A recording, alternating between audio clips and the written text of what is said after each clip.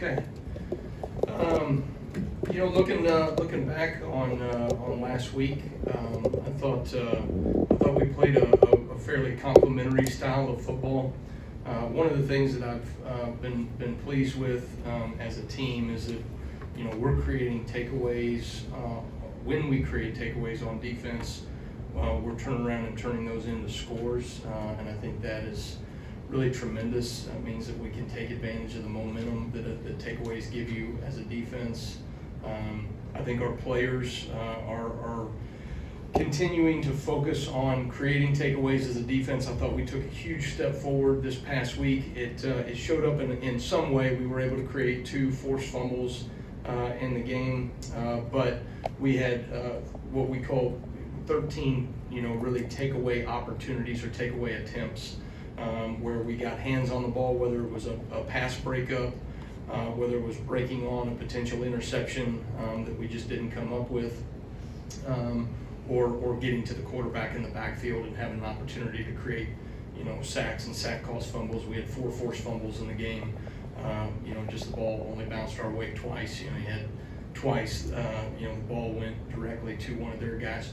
But what I encouraged our players is we harp on those things during the week, and it showed up on game day that they are attempting to take the ball away from people. And so very proud of our guys in that regard.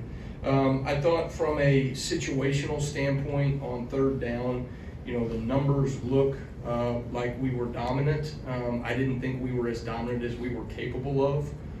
From a third down standpoint, I think we gave too many yards to them that allowed them to feel like they put them in from an analytics standpoint, what we call go scenarios, where they were able to go for it on fourth down, and they were able to convert 3 of those 4 fourth down attempts, and we had some mistakes from a fundamental standpoint or from a schematic standpoint. We did not execute well enough on those fourth down scenarios. Obviously got one stop early, which was really good, but I thought that we missed some opportunities as a third down defense, and it's something that we've got to work to improve on. We are certainly aggressive on the outside and coverage right now. I think our guys are doing a really good job. In the last 2 games, we've had over 100 snaps of man coverage. And on the outside, in man coverage, our corners have only given up 2 catches for 24 yards. So really pleased by the consistency that we're seeing from some of those young players on the outside. I think that we've been fairly sticky in coverage. I think we're denying some of the easy access throws, and yet at the same time, we've been able to limit some of the explosive plays downfield. Last week, we were able to create 12 as a team or as an offense, and we gave up 4 overall. So we won the explosive play battle, and we won the turnover margin, which was certainly pleased with that. I still think there's some things that we're not doing well enough in the run game right now. I think we've got to continue to work in cleaning up some of our fundamentals and techniques.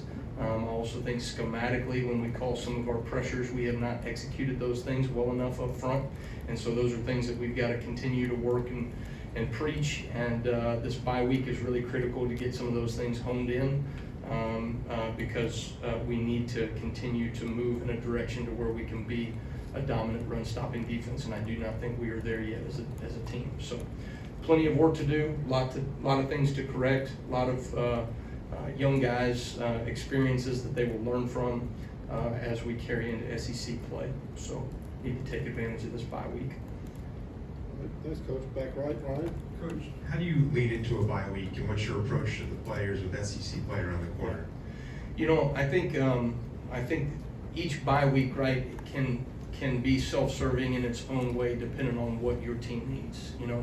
I think bye weeks early on in the season can be maybe handled a little bit different than bye weeks later on in the season. For us, we still have a number of young players. We're still very early in the season. There's a lot of things fundamentally that we have to get better at.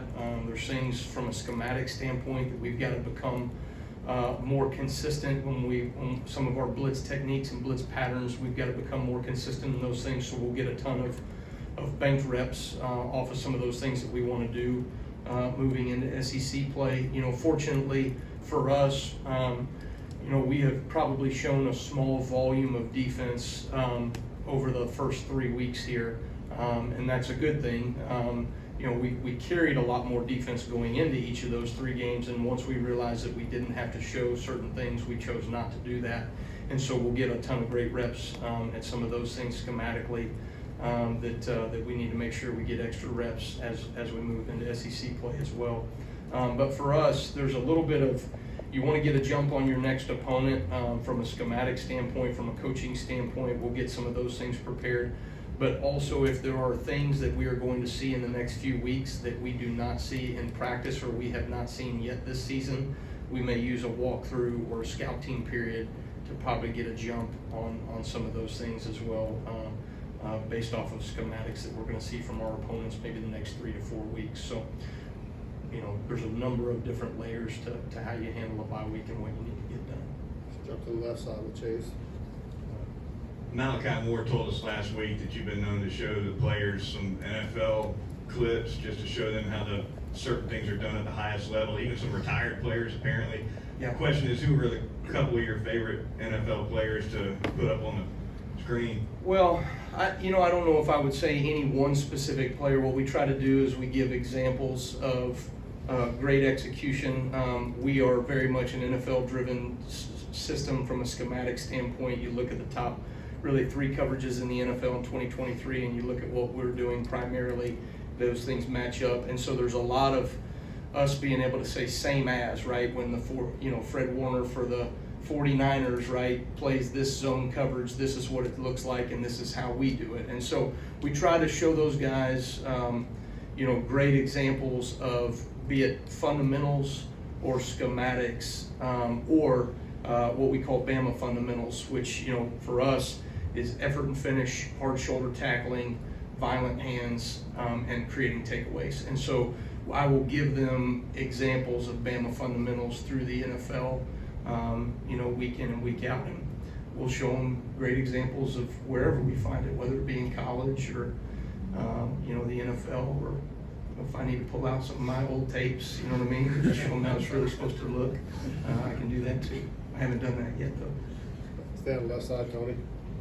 Q's averaging a sack, I think, every 10 pass rushing attempts. Just what is he able to do? Or I guess, how have you seen him kind of come off the bench and provide that instant impact and without getting a ton of snaps throughout the game? Yeah, that's a stat right there, to be able to create production for our defense and to be able to create some havoc. Q has really stepped up in some big moments in games.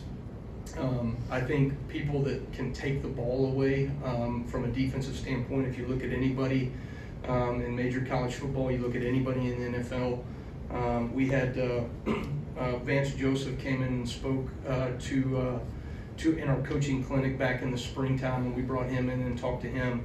They put such a premium and value within their organization on defensive players that can take the ball away, right? And so for him to be able to do that at the level that he's done over the first 3 games is certainly impressive. His level of commitment to this team, to his teammates, to working for the standard every single day. It's great to see people that do things at such a high level and meet the standard day in and day out of practice be rewarded on game day. So very proud of him. Jump over to the right side with Nick. You talk about showing a small volume of defense through the first 3 weeks. What is that like in terms of you deciding in the moment, okay, let's not show this yet? Like, what is that kind of mental aspect for you like? Yeah, it's there's a little bit of a challenge to that, right? You certainly want to make sure that you have everything prepared and the bullets that you're going to need in order to execute at a high level in the game. And yet at the same time, you have to recognize that the season is long. You want to have wrinkles that you can reveal at different points in the season, and I think that's something that we've always done a good job of schematically over the years. My dad always did a really good job of that, of showing wrinkles that would, based off of be it a game plan or be it things that we just didn't want to show, the evolution of how we maneuver through a season defensively. And so, for me, I think it's understanding what we need to do primarily to take things away from an access throws. If teams are trying to get easy access perimeter throws and you give them those things all day long, that can be an extension of their run game. And so you want to essentially find ways to establish stopping the run. Well, the run is also the RPO perimeter throws as well nowadays, right? And so finding ways to do those things, and then what complements can we give, be it, hey, we want to protect our corners a little bit, we don't want them to be in man coverage, so we're going to play a little cover 2, we're going to play a little cover 3, we're going to do some things to mix those things up. And then you certainly have your situational change-ups, third down, red zone, some things from a different perspective. But I can't say there's an exact science to it. There's a bit of an art to it. But it's conversations that we have series by series as a defense based off of what we want to run and what we want to be able to show going into that next series of plays. Back left, Steven.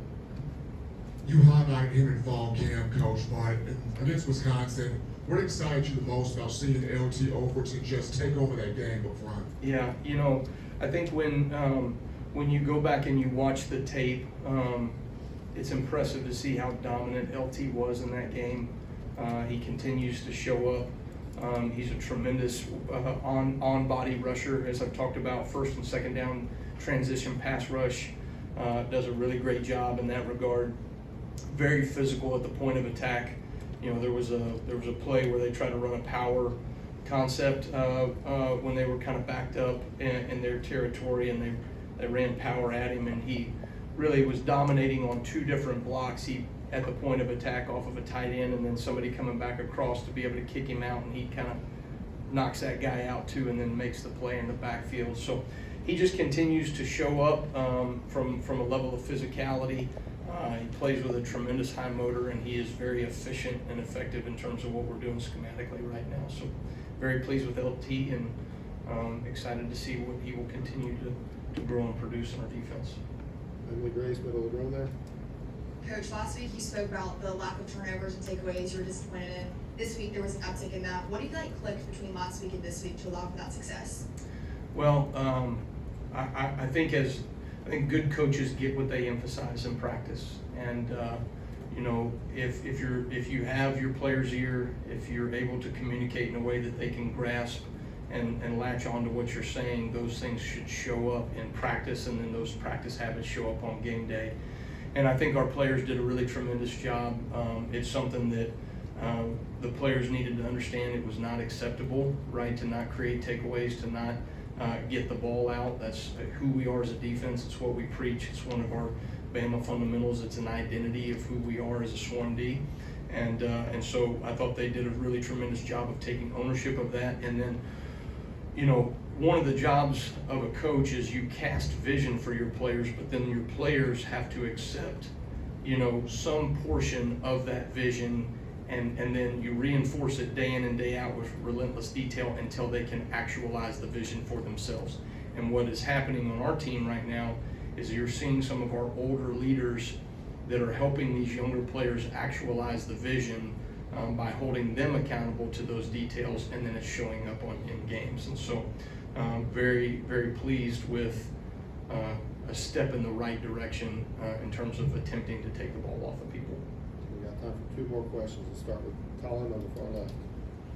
Having played in the SEC, having coached in the SEC and against SEC teams, what do you feel like, especially for those younger guys in your defense, what does it take over these next 2 weeks as you guys prepare to make that jump up to SEC play to make them the most prepared? What's like the most difference that younger players can expect with that with that conference competition? I think I think for us, players have to continue to stay and work at their process. For us, I talked about this at the beginning of the season in fall camp. Our younger players that are going to come out, right? Experience is finite, and there's a number of players on our team that lack some of that experience because they just got here, they're freshmen.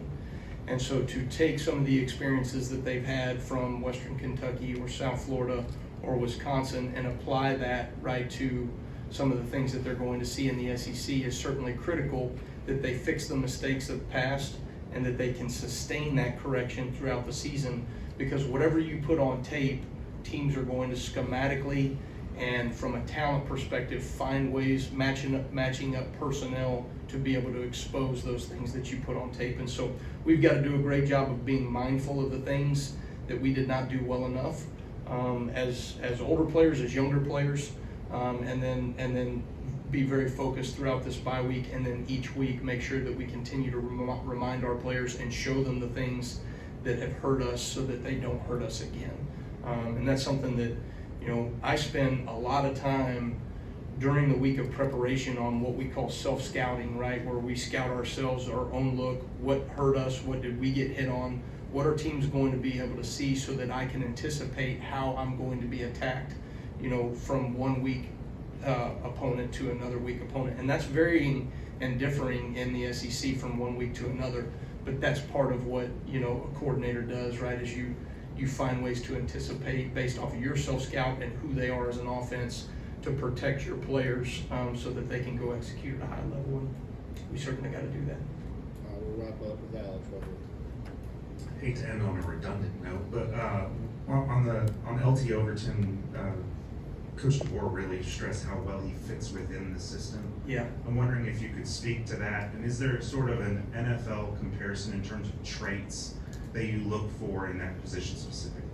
Well, the field defensive end is a very critical position, you know, for us.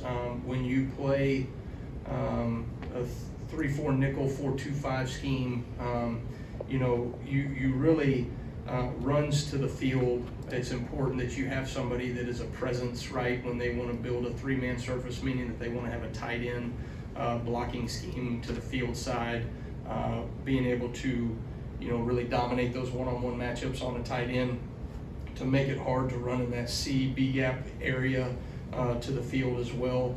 And then their ability to transition pass rush, right? You have to have guys that are physical enough in the run, but on first and second down, before we can get maybe another personnel or rush personnel group out there on the field that can transition pass rush. And that's why I talk about LT being such a great on-body rusher. He does a really great job of transitioning from a run fit to a pass responsibility. I don't know if you saw how I did that right there, but doesn't look as good as LT. But just to be able to transition pass rush and his ability to create havoc in the backfield on first and second down, I think is really important for us as a defense structurally. But even when you look at teams in the NFL, it's really the same matchup. And there's a fine line of playing the run fit and then stopping the run on the way to the pass, and I think we're doing a really good job with both LT and Jamarian Latham from that field bandit position. All right, thank you, Coach. Okay, thanks guys for your time.